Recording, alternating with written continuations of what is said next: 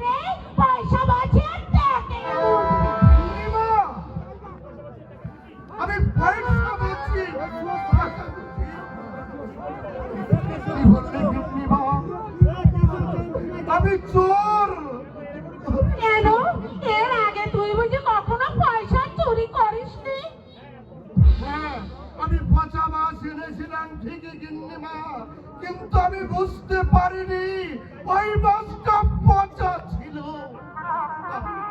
আমি পয়সা চুরি করিনি।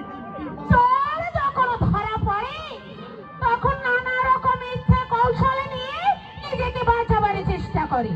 আপনি বিশ্বাস করুন গিন্নিমা, আমি আমি বুকে হাত দিয়ে বলছি, আমি মিথ্যা কথা বলি। আমি আমি যদি মিথ্যা কথা বলে থাকি, তাহলে ওই বাজারের পয়সা যদি আমি চুরি করে থাকি, তাহলে 3 রাত্রের মধ্যে আমার মুখ দিয়ে যেন রক্ত ওঠে। অভিনয়টা দেখছি খুব ভালোই শিখেছি। না গিন্নিমা, এটা অভিনয় নয়। গিন্নিমা, আপনি যত খুশি কটু কথা আমাকে বলুন, ইচ্ছা হয় আপনি আমার 2 গালে চড় মারুন, আমি কোনো প্রতিবাদ করব না। তবে আপনি আমাকে চোর সাজাবেন না গিন্নিমা। আমি হাসি মুখে আমি সব সহ্য করতে পারি গিন্নিমা, কিন্তু চোর অপমান আমি যে সহ্য করতে পারি না। চাকরের আমার সম্মান বোধ। চাকর? হ্যাঁ, আমি তো চাকর। এই কথাটা আপনি আমাকে প্রথম দিনে বুঝিয়ে দিলেন। দীর্ঘ 30 বছর আমি এই বাড়িতে কাজ করে আসছি। কর্তাবাবু আজ পর্যন্ত কোনোদিন একটুখানি কটু কথা আমাকে বলতে পারি। বড় গিন্নিমা আমাকে নিজের ভাইয়ের মতো স্নেহ করে, বিশ্বাস করে আমার উপর সমস্ত কাজের দায়িত্ব দিতেন। আর আপনি আমাকে দাদা, আপনি ঠিকই বলেছেন গিন্নিমা, চাকরের তো এটাই পুরস্কার। আর লেকচার দিতে হবে না। এই যা, এখন আমার কাছ থেকে বিদেয় হ। যাচ্ছি গিন্নিমা, আমি চলে যাচ্ছি। বিদায় আমি একেবারে হতে পারতাম গিন্নিমা, বাড়িটি শুধু ওই কর্তাবাবু আর বড় খোকার মুখ আপনার দেওয়ার সমস্ত লাঞ্ছনা গঞ্জনা আমি মুখ বুঝে সহ্য করেছি। এই বাড়িতে আমি পড়ে আছি, আর জীবনের শেষ দিন পর্যন্ত আমি এই বাড়িতে পড়ে থাকবো। আপনার দেওয়া চোর বাচ্চা আমি একটা চোর গিন্নিমা, আমি একটা চোর, আমি একটা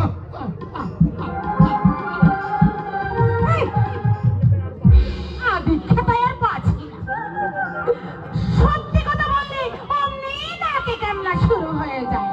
দূর দূর, এমন চাকরকে বাড়ি করি দিয়ে বিদায় করতে পারলে আমার শান্তি। কি ব্যাপারে দিদি? এই সারার পুরো ভাম থেকে চোখ মুছতে মুছতে সারা দেখলাম বাড়ি থেকে বেরিয়ে গেল। আর বলিস না রে ভাই, আর বলিস না। বেটা 1 নম্বরের শয়তান।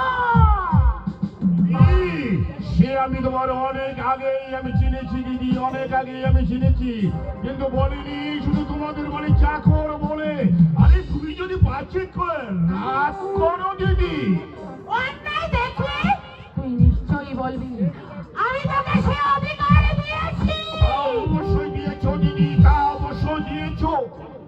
জানো দিদি, হ্যাঁ?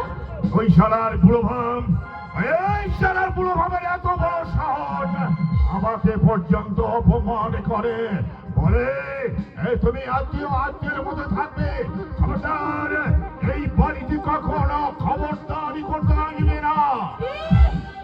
এত বড় সাহস! ওই তুই তো আমাকে আগে কিছু কি বলিসনি। হবে দিদি, কি হবে, কথা বলে কি হবে? আর তাছাড়া এই সামান্য ব্যাপারে ঝগড়া করে কোনো অশান্ত করে লাভ নেই। সামান্য ব্যাপার? তুই আমার ভাই, তোকে অপমান করবে আর আমি তা মুখ বুঝে সহ্য করব।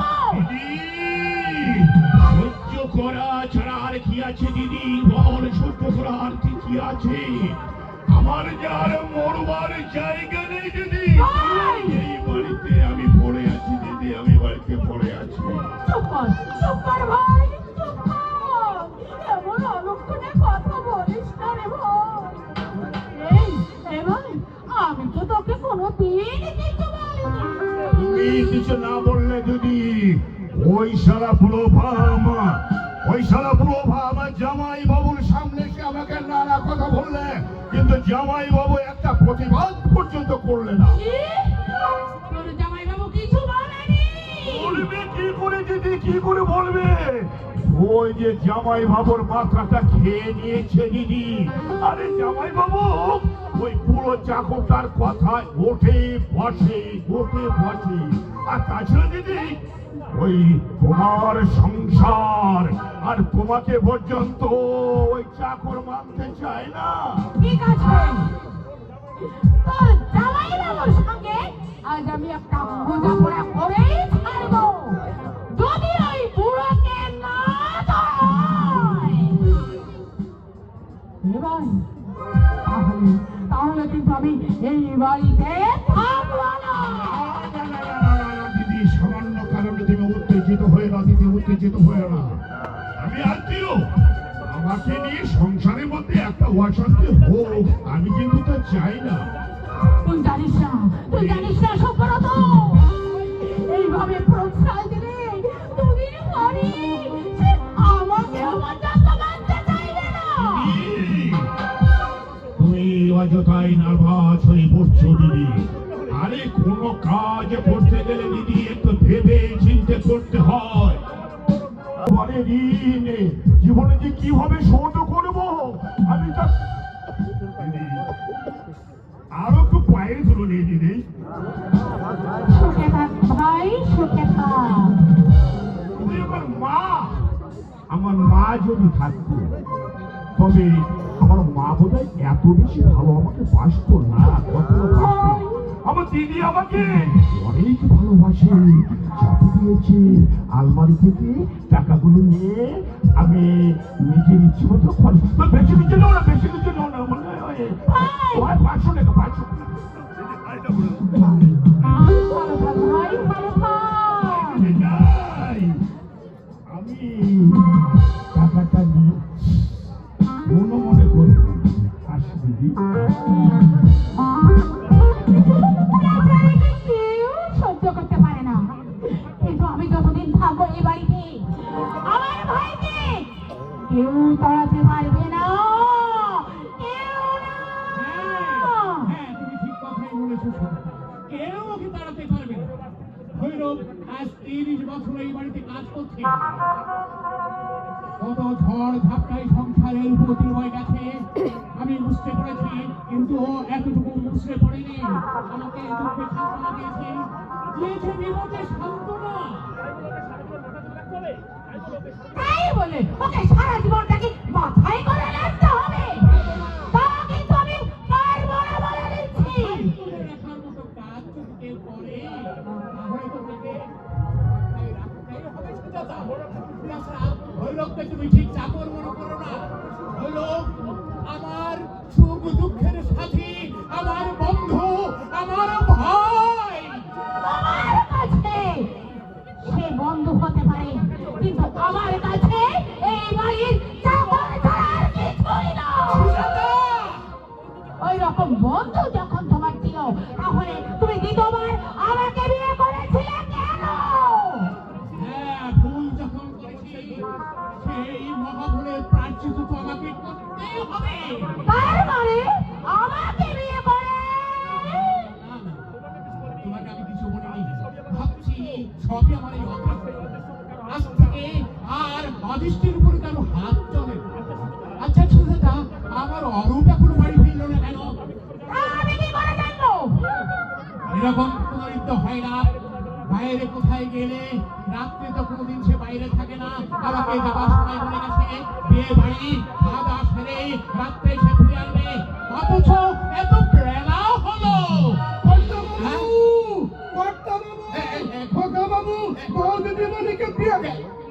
কি হলো? চুপ করে গেলে কেন? কি হয়েছে? খোকা বাবুর কি হয়েছে? বলেন কি হয়েছে? আমি আছি গো, আমি আছি গো।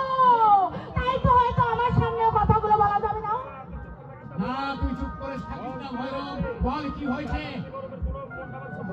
ওই আজ দুদিন ধরে আমার খোকার জন্য আমার মনটা ছটফট করছে। খোকা বাবু বউ দিদিমণিকে নিয়ে ঘরে আসছে। কি বলছিস তুই? তুই কি বলছিস? আমার অরূপ বিয়ে করেছে? হ্যাঁ কর্তা বাবু, হ্যাঁ। না না, তা কি করে সম্ভব? সে যে আমাকে কিছু না বলে। দেখো দেখো, আজ সকালে হয়তো গাঁজা টানটা একটু বেশি পড়ে যাচ্ছে, তাই ভুল বকছে। না কর্তা বাবু না, ভৈরব, আমি নিজের চোখে দেখেছি খোকা বাবু বিয়ে করে বউ দিদিমণিকে নিয়ে এই দিকে আসছে। তাই তো আমি ছুটতে আপনার কাছে আমি সংবাদটা দিতে। আর আমি যে তোকে বাজার করার জন্য 10টি টাকা দিলাম, সে বাজার এই বাড়িতে কখন আসবে? আচ্ছা, আমি এক্ষুনি যাচ্ছি গিন্নিমা, আমি এক্ষুনি যাচ্ছি, যাবো আর বাজার করে নিয়ে আমি এক্ষুনি আসবো গিন্নিমা, আমি এক্ষুনি আসবো। আমার মন বলছে আমার মতামত না নিয়ে অরূপ বিয়ে করে ফেলেছে। না, এ কিছুতেই হতে পারে না। অরূপ আমার সেরকমের ছেলেই নয়, কিন্তু ভৈরব যে ভরে গেল। আমার অরূপ বিয়ে করেছে, তাহলে কি সত্যি আমার হ্যাঁ বাবা, একটা অসময়ের জীবন বাঁচাতে তোমাকে না জানিয়ে আমি তাকে বিয়ে করে আমি সংসারে নিয়ে এসেছি। মা গো, আমাকে ক্ষমা করে তুমি আমাদের আশীর্বাদ করো মা। আমাকে আর প্রণাম করতে হবে না। আপনি দূরে সরে থাকবেন না মা, আপনি আমার প্রণাম গ্রহণ করুন। আর এই হতভাগিনীকে শুধু এই বাড়িতে একটু আশ্রয় দিন মা, একটু আশ্রয় দিন। কোথাকারকে জানা নেই শোনা নেই, সকালবেলা আমার পা ছুঁয়ে দেবো। তুমি আমাদের ভুল বোঝানো মা, তুমি আমাদের ভুল বোঝানো মা। আমি অগ্নিমেলার সাক্ষী রেখে সর্বাণীকে বিয়ে করে এই বাড়িতে পুত্র বধূ করে নিয়েছি। বাবা, তুমি আমাদের আশীর্বাদ করো বাবা।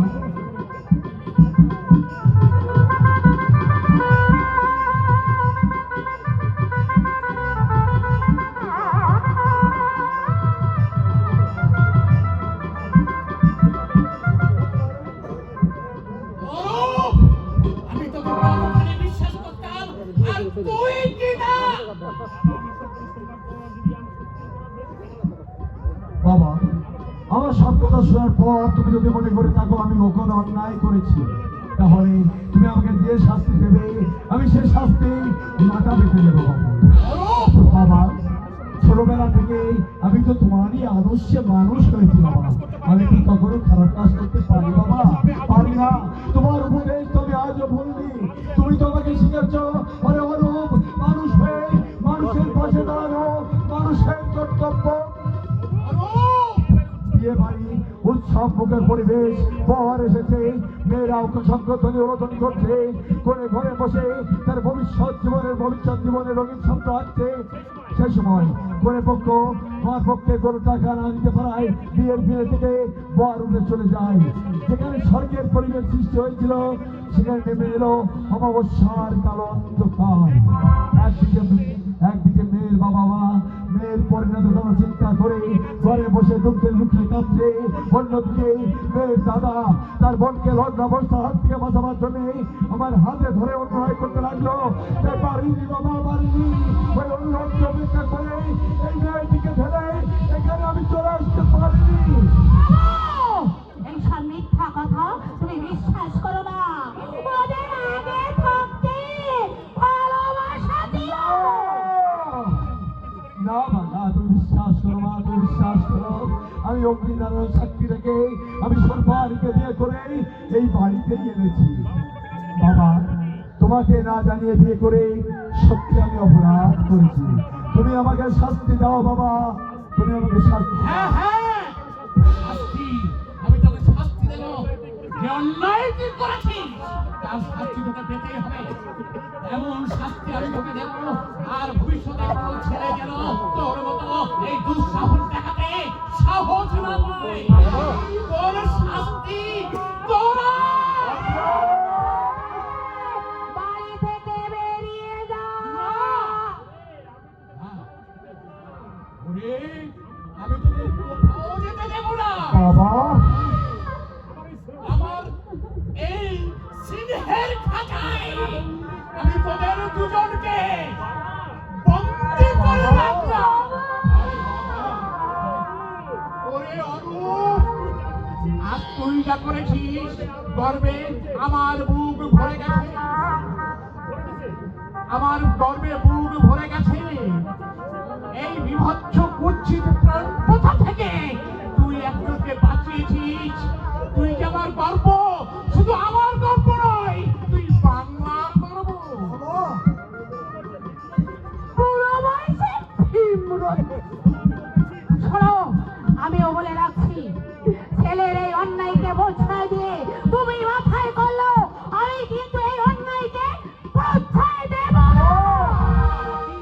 এই বিষ গাছ যেমন তুমি রোপণ করলে, এই বিষ ফল খেয়ে তোমাকে একদিন মরতে হবে, কথাটা মনে থাকে যেন।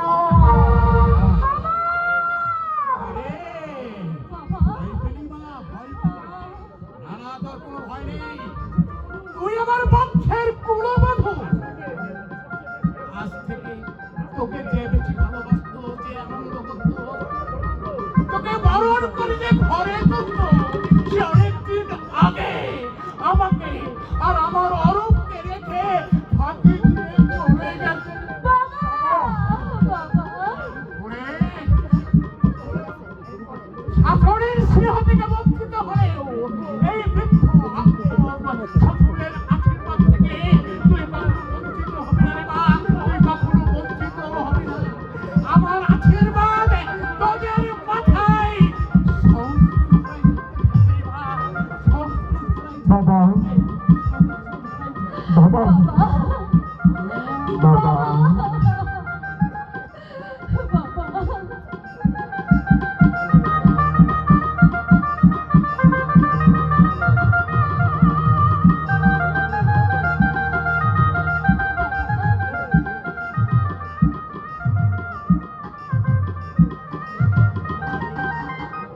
সকালে মায়ের কথায় তুমি কিছু মনে করো না।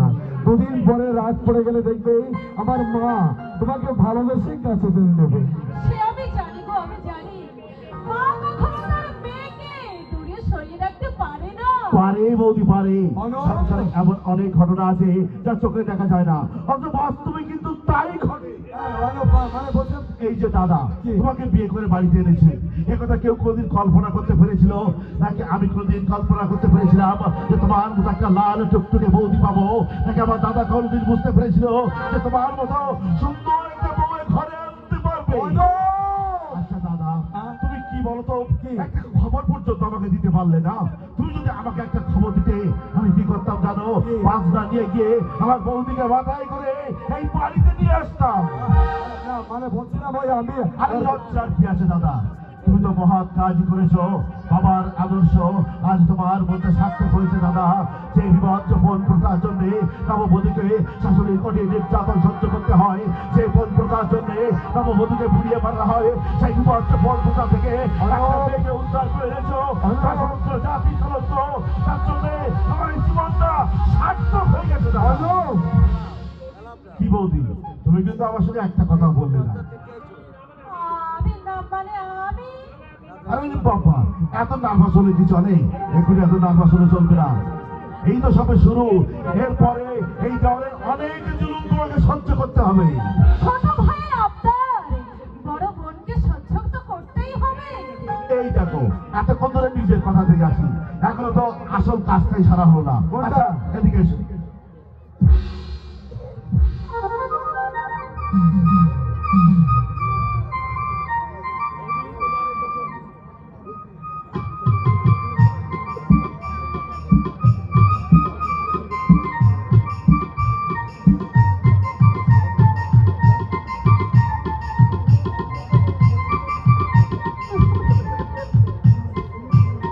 তোমার লজ্জা পাচ্ছ বুঝি না? লজ্জা পাওয়াটা স্বাভাবিক, তাই না? না লজ্জা নেই।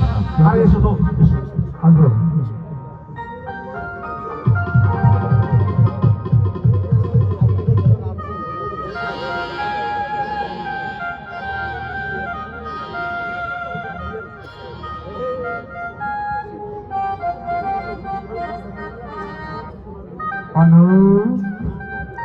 দাদা, আজ তোমাদের দুজনকে একসঙ্গে দেখে আমার কি মনে হচ্ছে জানো? কি মনে হচ্ছে? রামের পাশে সীতা যেমন, বাহ, শ্যামের পাশে রাই, রামের পাশে সীতা যেমন, শ্যামের পাশে রাই। ও বৌদি শোনো, এখন কিন্তু তোমার বাসনে চলবে না। এই একটু সংসারে এসেছো, এই সংসারের হাল কিন্তু তোমাকে শক্ত হাতেই ধরতে হবে। ঠাকুরপো, এত বড় সংসারের বহন আমি কি বইতে পারবো? পারতেই হবে বৌদি, পারতেই হবে। এই সংসারের হাল তোমাকে শক্ত হাতে ধরতে হবে। তাহলে একটা বিষধারী কাল নাকি সাপ ভাড়া তুলে বসে আছে, সে তোমাকে সবল হাতে ছুটে আসছে বৌদি। হ্যাঁ, এখনো যদি না পারো এই সংসারের হাল ধরতে, তাহলে যে বিষাক্ত কাল লাগেনি তার বিষ চক্র উপড়ে দিতে এই সংসারে ওত পেতে বসে আছে, তার বিষ বলে আমরা সবাই নীল হয়ে যাবো বৌদি। অতএব সাবধান, খুব সাবধান। ঠাকুরপো, কি হলো? ঠাকুরপো কি সব সাপের কথা বলে গেল বলো তো? আমি তো বুঝতে পারছি না। শোনো, অনুপ যে সাপের কথা বলেছে, হ্যাঁ। ওটা কোনো বাইরের সাপ নয়, ওটা হচ্ছে আমাদের এই ঘরের সাপ। সে কি? হ্যাঁ, তুমি আমার সঙ্গে ঘরের ভিতরে এসো, আমি তোমাকে সব বুঝিয়ে বলছি। শোনো, হ্যাঁ, আমার তো ভয় করছে। ভয় করছি? তুমি আমার হাত ধরে নিয়ে চলো। তোমার হাত ধরে? আমি হাত ধরে নয় সখী, হাত ধরে নয়, তোমাকে আমি নিয়ে যাব এমনি করে বাহু বন্ধনে জড়িয়ে। আহ, কি করছো বলো তো? লোকে দেখলে কি বলবে? আরে যে যা বলে বলো, তুমি আমার নতুন বিয়ে করাবো, তোমার সঙ্গে আমি কি আর কেউ মানতে পারি না নাকি? হ্যাঁ, আমি আমার নিজের বউয়ের হাত ধরবো, এখানে কে কি মনে করবে? আরে যে যা মনে করে করুক। তুমি কেন এত ভালোবাসো আমায় বলো তো? কেন যে ভালোবাসি আমি তোমাকে বলে বোঝাতে পারবো না। যে প্রেম স্বর্গ থেকে এসে জীবনী আমার হয়ে রয়। যে প্রেম স্বর্গ থেকে জীবনী আমার